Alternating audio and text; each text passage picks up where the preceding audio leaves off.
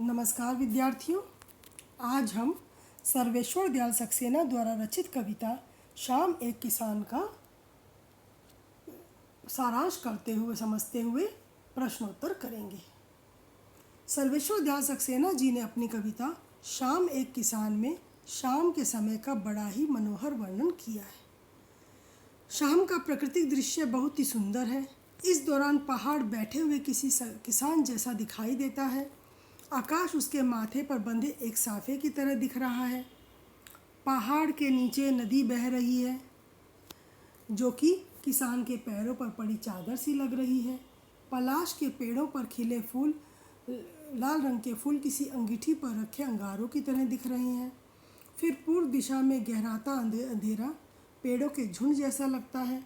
अचानक मोर के बोलने से सब बदल जाता है। अर्थात जब मोर बोलता है तो किसान चौंक जाता है और उसकी चिलम गिर जाती है, मानो सूरज, ऐसा लगता है।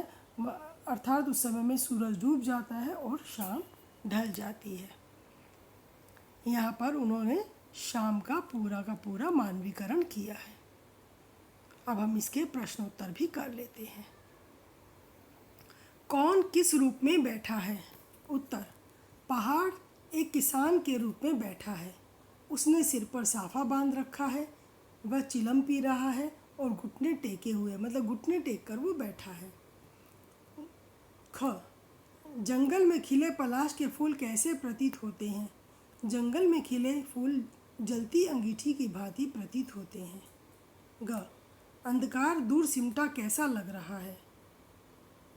उत्तर: अंधकार दूर सिमटा भेड़ों के गले के समान लग रहा है। घ: इस कविता में किस वातावरण का चित्रण है? इस कविता में जाड़े की संध्या का वर्णन किया गया है। दूर फैला अंधकार कैसा दिख रहा है? दूर फैला अंधकार झुंड में बैठी भेड़ों जैसा दिख रहा है। किसे अंगीठी बताया गया है और क्यों? पलाश के जंगल को अंगीठी बताया गया है क्योंकि पलाश के फूल लाल रंग के होते हैं और वो ऐसे लग रहे हैं जैसे आग जली हुई है। किसको किस रूप में चित्रित किया गया है? पहाड़ को एक किसान के रूप में, नदी को एक चादर के रूप में, पलाश के जंगल को दहकती अंगीठी के रूप में, डूबते सूरज को चिलम के रूप में तथा आकाश को किसान के साफे के रूप में वर्णन किया गया है। आइए अब इसका एक दीर्घोत्तरीय प्रश्न भी कर लेते हैं। कविता में चित्रित शाम और सूर्यास्त के दृश्य का वर्णन अपने शब्दों में कीजिए। इस कविता के माध्यम से कवि ने पर्वतीय प्रदेश के संध्याकालीन प्राकृतिक सौंदर्य को दर्शाने का प्रयास किया है। शाम को किसान के रूप में बताया गया है। पहाड़ किसान के रूप में घुटने मोड़कर बैठा हुआ है। उसके सिर पर आकाश रूपी साफा बंधा हुआ है। घुटनों पर नदी चादर के समान पड़ी हुई है और वह सूरज रूपी चिलम पी रहा है।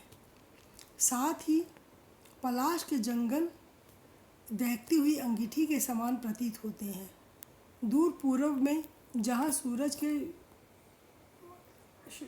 वहाँ से सरक जाने की वजह से अंधकार हो गया है, वह भेड़ों के झुंड के रूप में धीरे धीरे बढ़ता दिखाई दे रहा है।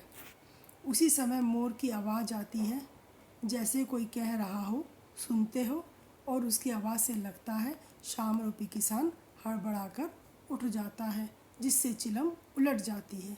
चारों तरफ धुआं यानी कि अंधेरा फैल जाता है। सूरज के डूबने से शाम बीत जाती है और रात हो जाती है। आज इतना ही। धन्यवाद।